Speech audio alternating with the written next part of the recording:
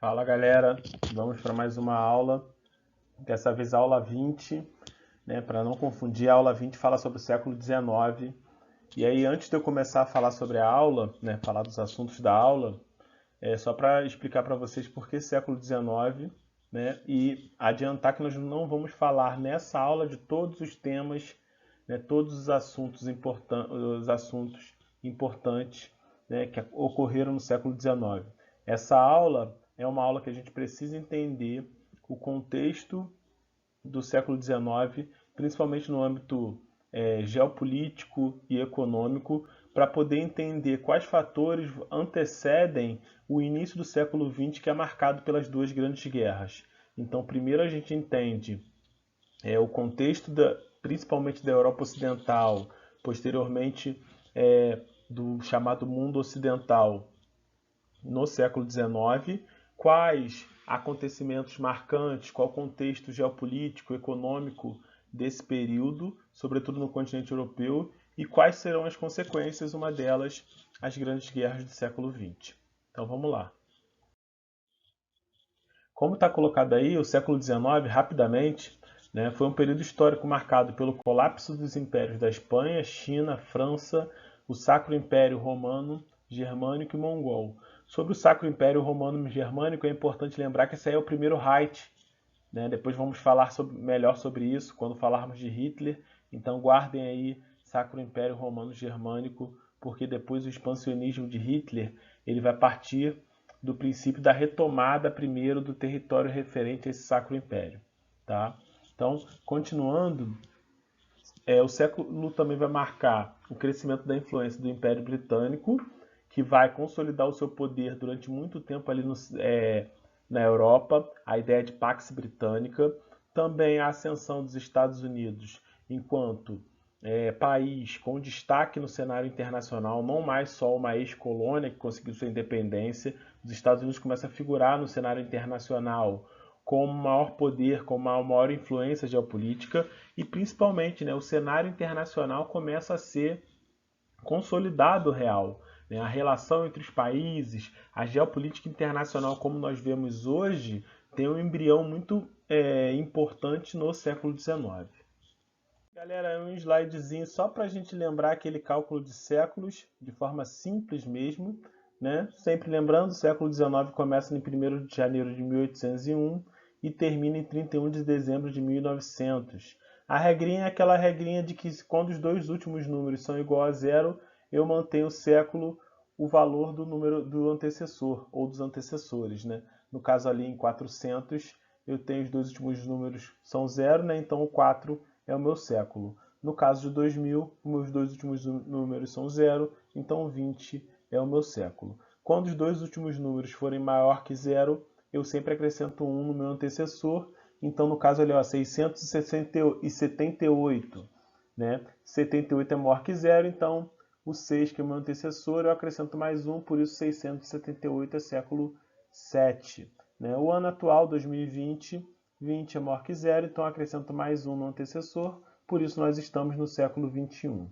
Lembrando, galera, essa regrinha vale tanto para AC quanto para DC, né? Sem problemas. Tá aí a explicação, galera. Nós não contamos o ano zero, óbvio, né? Começamos do ano 1, o ano do nascimento de Cristo, que é utilizado como referência para o primeiro ano, né, do nosso cálculo, do nosso calendário, que é o calendário chamado de calendário gregoriano, tá? Para quem não sabe.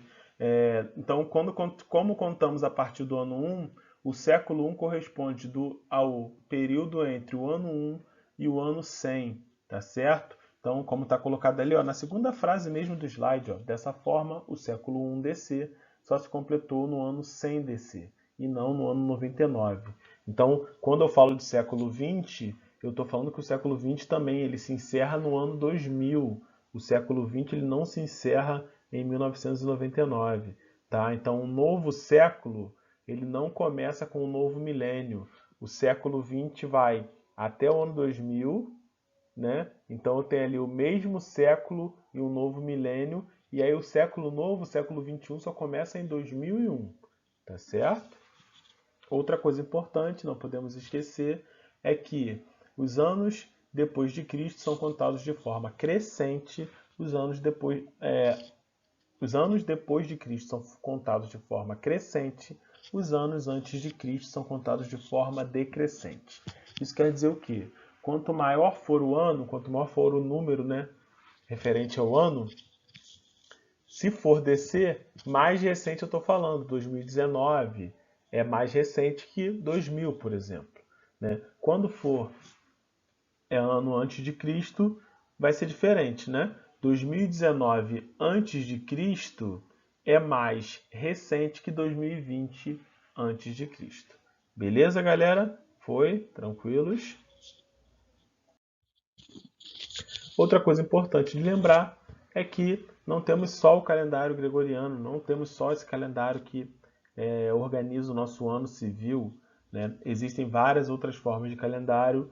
Na Ásia, por exemplo, existem diferentes calendários, né? Um dos mais conhecidos é o calendário chinês. No calendário chinês já estaríamos no ano 4718. Já no calendário judaico, que é um outro calendário também muito importante e também bem mais antigo, com datação mais antiga, inclusive, que o calendário chinês. No calendário judaico, nós estaríamos no ano 5780. Então, galera, continuando, e aí entrando diretamente nos temas que eu destaquei do século XIX, o primeiro que temos aí são os Estados Nacionais. A ideia de Estado Nacional, né, o surgimento dos Estados-nação, ou Estados Nacionais, como queiram, tanto faz, né, ocorre principalmente no fim do século XVIII. Tá? Mas por que eu estou colocando eles no século XIX? Porque no fim do século XVIII ocorre essa formação, e aí no século XIX, aqueles Estados-nação que não se consolidaram ainda, né, começam a apressar esse processo, porque já há um processo avançado em parte da Europa, né, e isso vai prejudicar aqueles países que estão atrasados nesse processo de consolidação do Estado-nação e de unificação territorial. Isso vai ser importantíssimo e não esqueçam disso, né, para uma espécie de atraso da Alemanha e da Itália em relação ao desenvolvimento dos países próximos ali, dos vizinhos, França e Inglaterra, em relação ao desenvolvimento socioeconômico. Isso vai prejudicar esses países. Então, os países que na Europa Ocidental que conseguem se consolidar enquanto Estados-nação, né, unificando seu território, conseguem estar em estágios um pouco mais avançados em relação ao desenvolvimento socioeconômico, que, claro, naquele momento vai estar diretamente ligado ao desenvolvimento industrial. Tá? Então, e aí, anotem se quiserem, né, a ideia, o conceito de Estado-nação.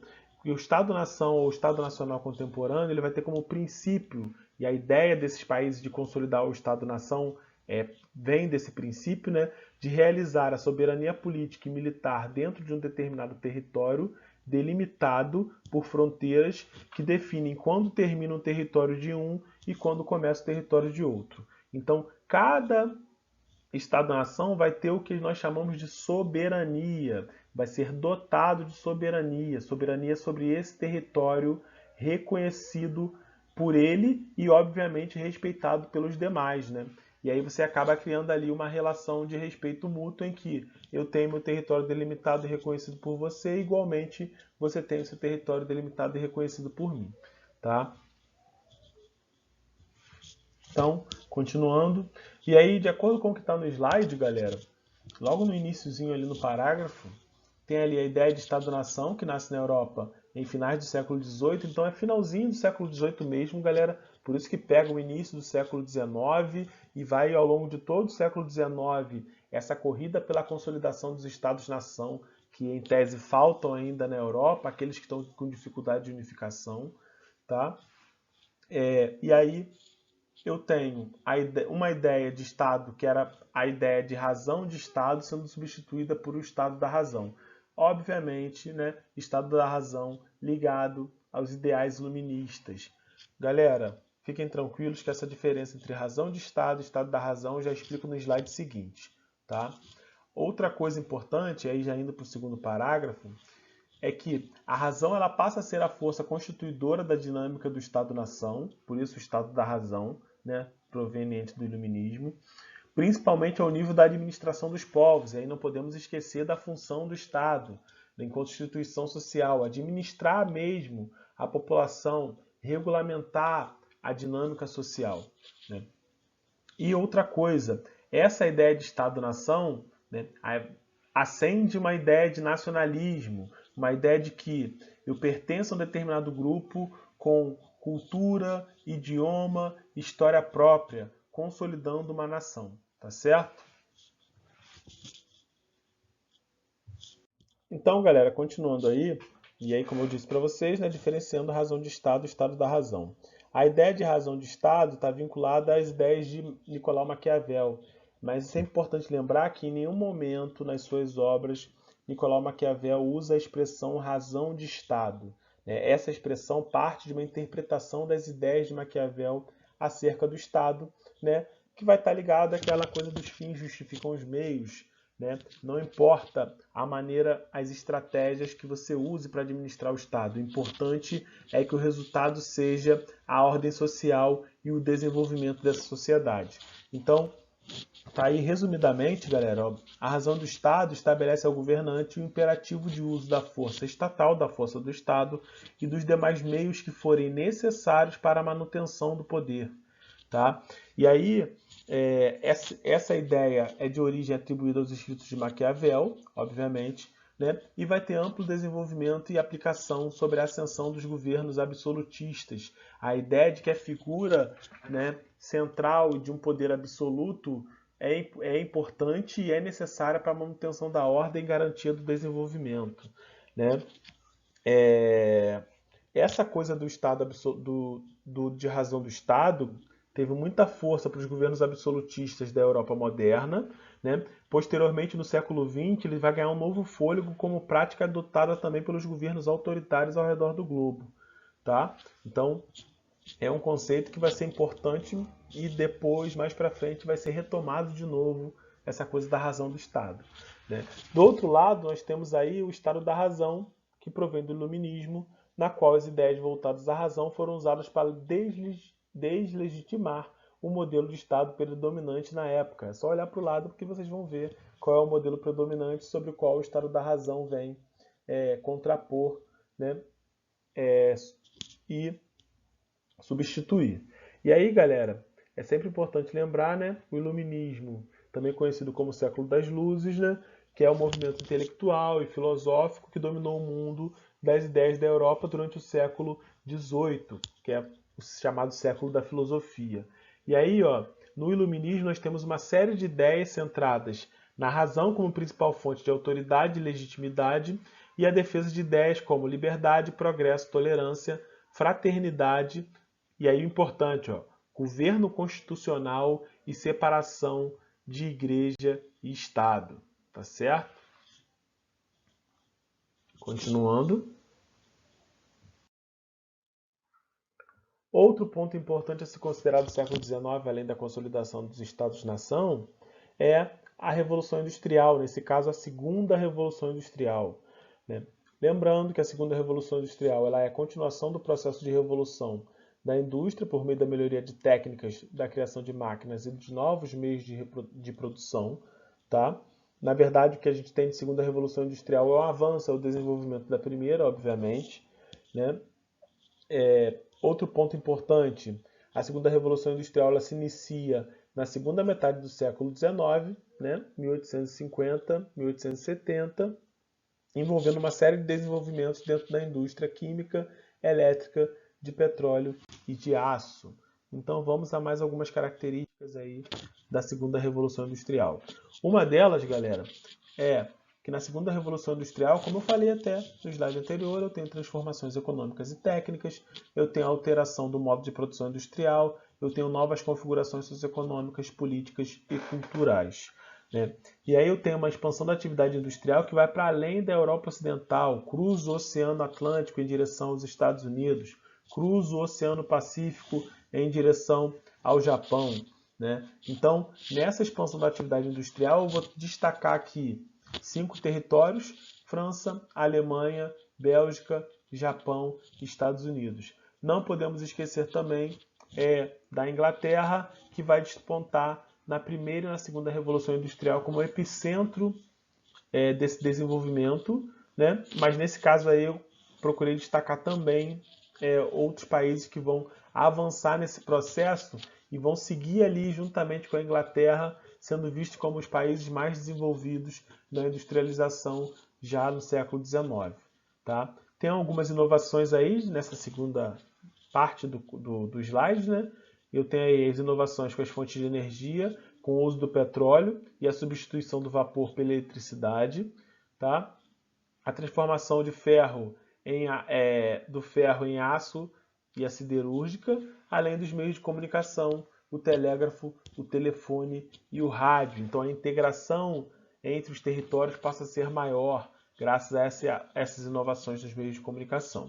Além disso, galera, tem outras características aí listadas para vocês: a expansão dos mercados, o desenvolvimento tecnológico, a importância do continente europeu, a centralidade do continente europeu, a expansão das indústrias de base, o neocolonialismo europeu, que é o imperialismo, o uso da energia elétrica e o êxodo rural.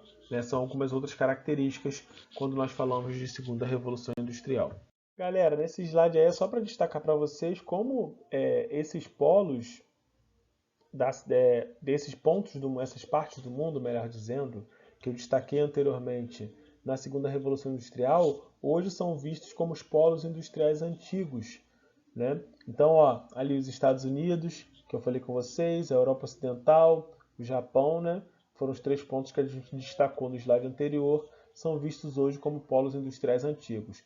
O restante do mundo que entrou atrasado nessa dinâmica vai ser visto como um polo emergencial secundário. É o caso do Brasil ali destacado, essa parte aí, amarelo, laranja, né? Sei lá a cor, com os pontinhos brancos, são os polos industriais secundários. Ali o Brasil, Índia, China, né? E ainda temos os polos emergentes secundários também, que são os países que ainda estão num processo atrás do nosso ainda, né?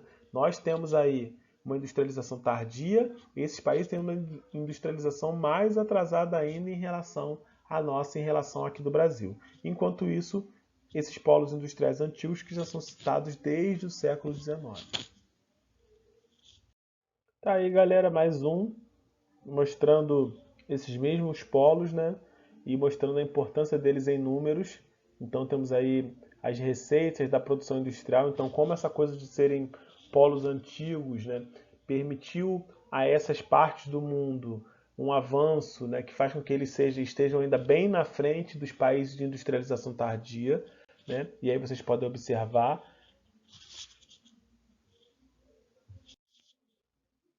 Continuando, galera, uma outra característica que nós vamos analisar do século XIX é o capitalismo. Por quê? Porque a gente está falando aí de um período de maturação do capitalismo ganhando maturidade. Já falei com vocês, principalmente naquela aula sobre o processo de desenvolvimento do capitalismo, que o capitalismo comercial ele apresenta um capitalismo ainda imaturo, podemos dizer assim. Um capitalismo ainda se desenvolvendo, se consolidando. Por isso que o capitalismo comercial é chamado de pré-capitalismo. Quando eu chego no capitalismo industrial, o capitalismo ele já está numa maturidade muito maior. Eu estou falando aí de mais de 3 séculos de capitalismo, né? 4 séculos, né? Estou falando de 1500 para o século XIX. Então, eu tenho aí algumas características, né? Como está destacado ao longo do século XIX e início do século XX, o desenvolvimento do capitalismo levou a uma intensa concentração de capital com a criação de grandes conglomerados econômicos. Então, assim, galera, eu estou aí num período do capitalismo industrial, mas também estou falando já dos antecedentes do capitalismo financeiro, né? O capitalismo comercial ele tem esse tempão de duração e depois a gente tem ali o capitalismo industrial, que vem da primeira revolução industrial se firmando e sendo implantado, né? E aí, no século XIX, finalzinho do século XIX, início do século XX, eu já tenho ali os antecedentes do capitalismo financeiro. Então, esse período do século XIX para o capitalismo vai ser muito importante também, né? Como está citado ali, uma intensa concentração de capital, né? Os grandes grupos, graças à Revolução Industrial, conseguem acumular um capital muito grande, né? Esse capital vai ser importante para novos investimentos também.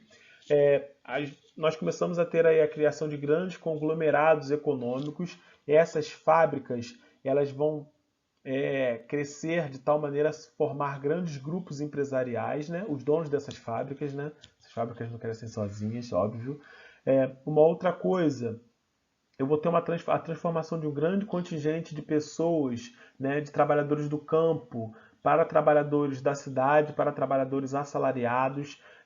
Vai ter também um movimento muito forte de abolicionismo, né, de proibição da escravidão, não por uma perspectiva, não por uma orientação humanitária, mas sim por um pensamento economicista, no qual o trabalhador que recebe o salário, ele também é consumidor, ele precisa consumir aquelas mercadorias que estão sendo produzidas e isso promove mais lucro para o dono da fábrica, para o empresário, para o burguês, né?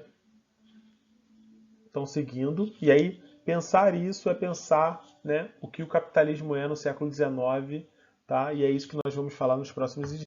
Bom, galera, tá aí o capitalismo comercial e o capitalismo industrial para a gente ver as características de um e como algumas características vão ser substituídas ou aprimoradas em outro. Né? E é importante lembrar que o capitalismo industrial é uma nova fase desse sistema econômico que surge em meio a um processo de revoluções políticas e tecnológicas, revoluções políticas, a Revolução Francesa, as revoluções burguesas em geral, né? Revoluções tecnológicas, um conjunto de transformações, desenvolvimento de novas técnicas produtivas que são reunidas no que nós chamamos de Revolução Industrial, né?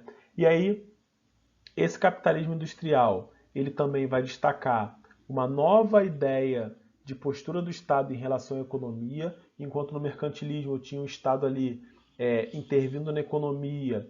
No capitalismo industrial vão ser defendidas ideias, né, de Adam Smith, que pensam ali um Estado que não intervém na economia, né, a ideia de liberalismo.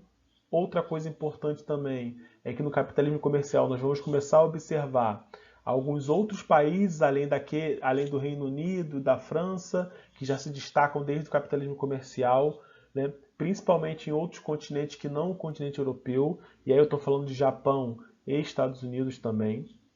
Então estou falando que esses dois países entram na rota do desenvolvimento industrial, também despontam como potências industriais do período.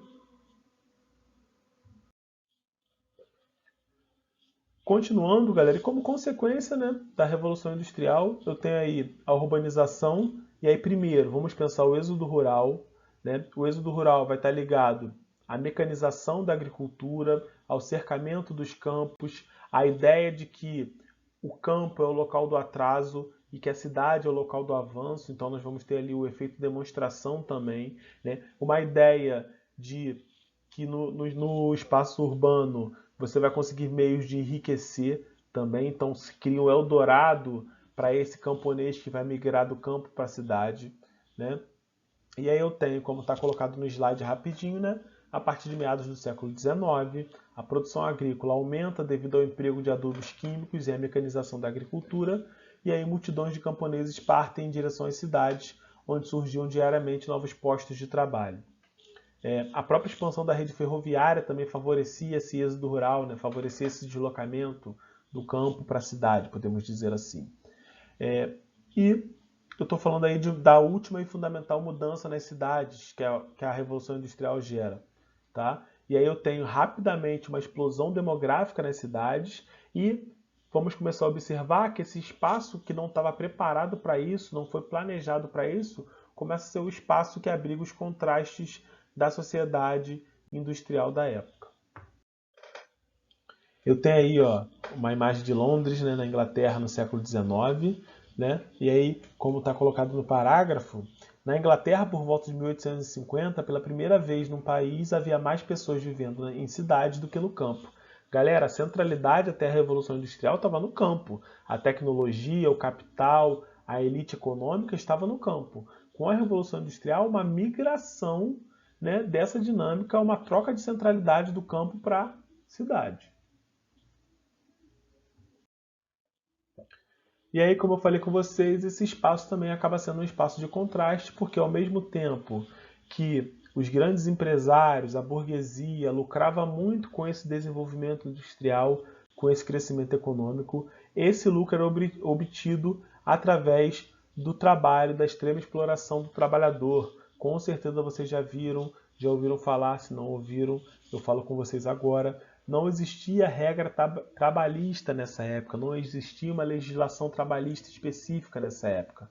Então, o trabalho nas fábricas não havia limite, não havia horas extras, não havia uma idade mínima para trabalhar, era comum o trabalho infantil. Então, isso vai se agravando ao longo do tempo, vai causando incômodo nos trabalhadores e vai motivando a mobilização desses trabalhadores reunidos lutando por mais direitos, né? E com isso nós temos a formação dos sindicatos nesse período.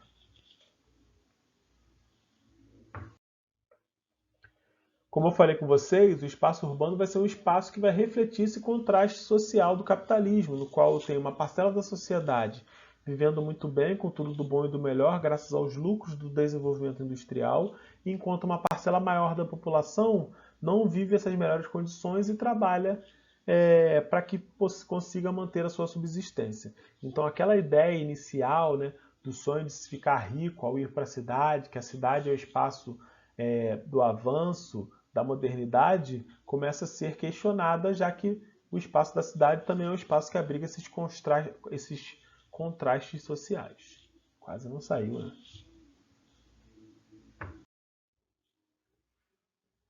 Tá aí, ó, mais uma pintura que representa esse contraste social, né? E também essa coisa da cidade, do espaço urbano ser um espaço em ebulição, né?